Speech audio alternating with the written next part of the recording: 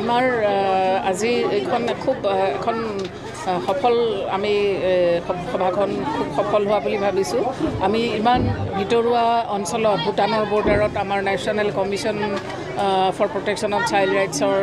অধ্যক্ষ মাননীয় অধ্যক্ষ শ্ৰী প্ৰিয়ংকা কনোংগো আহি তেখেতে ইয়াতে যি পতাকা উত্তোলন কৰিলে এই স্কুলখনত লগতে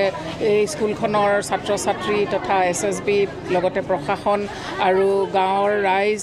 স্কুলৰ ৰাইজৰ প্ৰতিনিধি শিক্ষক বিভিন্ন যিসকল ষ্টেক হোল্ডাৰ আছে সকলোৰে লগত আলোচনা কৰিলে আৰু কৰি যিখিনি আমি আলোচনাত পালোঁ সেইখিনি মৰ্মে আমি এটা সিদ্ধান্ত ইতিমধ্যে তেখেতে ঘোষণা কৰিছে যে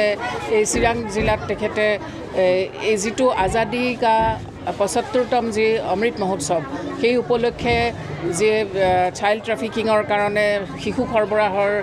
বিৰুদ্ধে যি কেম্পেইন আৰম্ভ কৰিছে তাৰ পদক্ষেপ হিচাপে চিৰাং জিলাত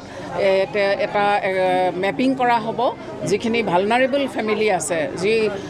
ট্ৰাফিকিং হোৱাৰ সম্ভাৱনা থকা ফেমিলি আছে সেই ফেমিলিখিনিৰ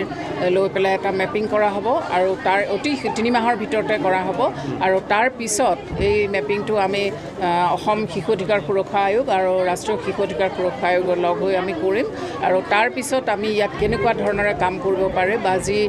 মেপিঙৰ যিটো ৰিপৰ্ট হ'ব সেইটো আমাৰ চৰকাৰক